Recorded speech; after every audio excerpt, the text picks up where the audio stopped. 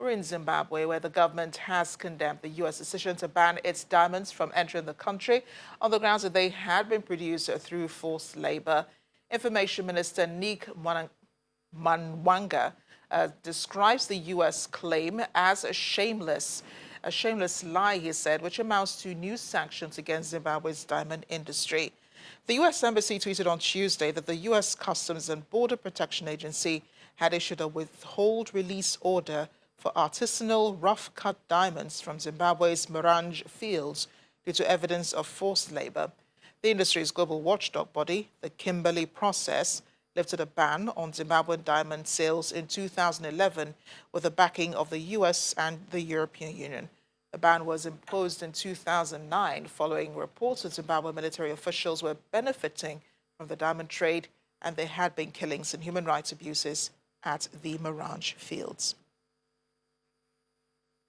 We have Zimbabwean journalist Nigel Nyamatumbo in Harare joining us to shed some light on this issue. Nigel, thanks for joining us on the program. Now, diamonds, as say, are forever, but it's not looking like that for Zimbabwe, the diamond industry, is it? And why is that?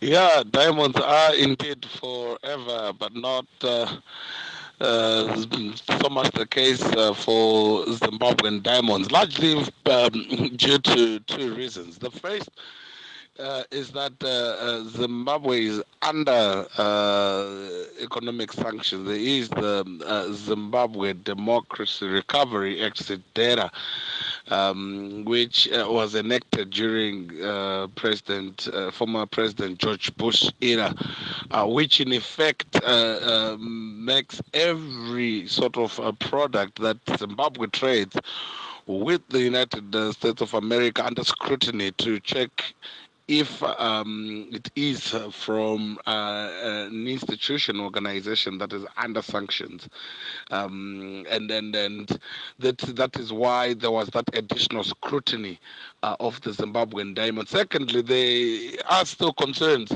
around the conditions of service and also around what is generally termed blood diamonds, where these will be mined without respect of rule of law, without respect of practice that is in sync with the various protocols within the mining industry. And as such, as a result, the Zimbabwean diamonds were withheld.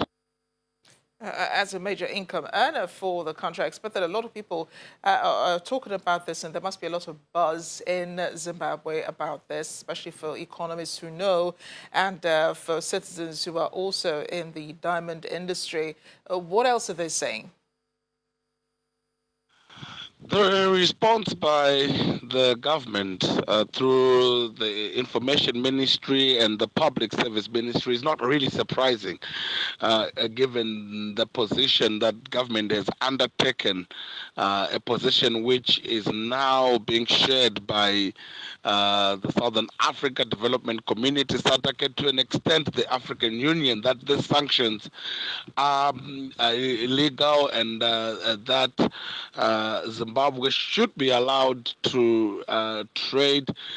So, I mean, for them to label that the shameless lie is part of that narrative around the trade embargo placed on Zimbabwe.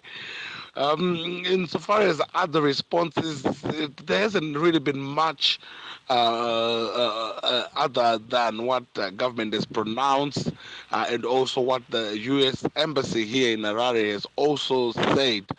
It is indeed time to really have inclusive conversation around how Zimbabwe could conform to what is obtained in the Zedera, and also more importantly for Zimbabwe to be seen to be respecting the rule of law, labor laws, and so forth by Zimbabweans themselves, and indeed to be seen as such globally. I'm wondering what effects, this would have on the country, considering Zimbabwe is really struggling economically right now. Talk to us about that.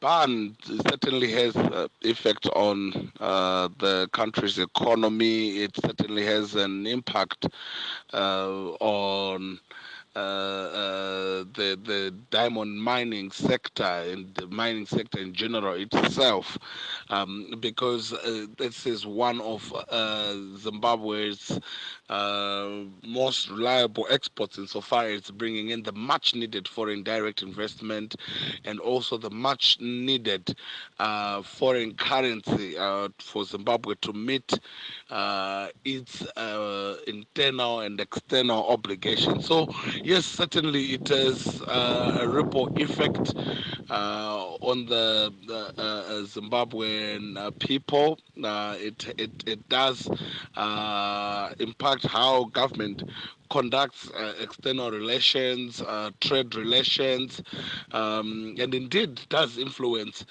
quite a bit on the foreign policy, something that should urgently be addressed in the Zimbabwean government re-engagement exercise. Thank you, Nigel, for helping us understand this story, and we do hope things return to normal in Zimbabwe. Moving on, 10 opposition political parties in Somalia say they formed a new coalition ahead of elections which are due next year. The Forum for National Parties includes the former presidents Hassan Sheikh Mahmoud and Sheikh Sharif Sheikh Ahmed. A spokesperson for the group said the politicians would work together to resolve the current political and security issues that the country is facing. President Mohamed Abdullah Farmajo is expected to seek re-election. Still watching Network Africa, still ahead. Coming to the end of the royal tour for the Duke and Duchess of Sussex in Africa, Prince Harry pays an emotional tribute to Africa and its people on the last day. Stay with us.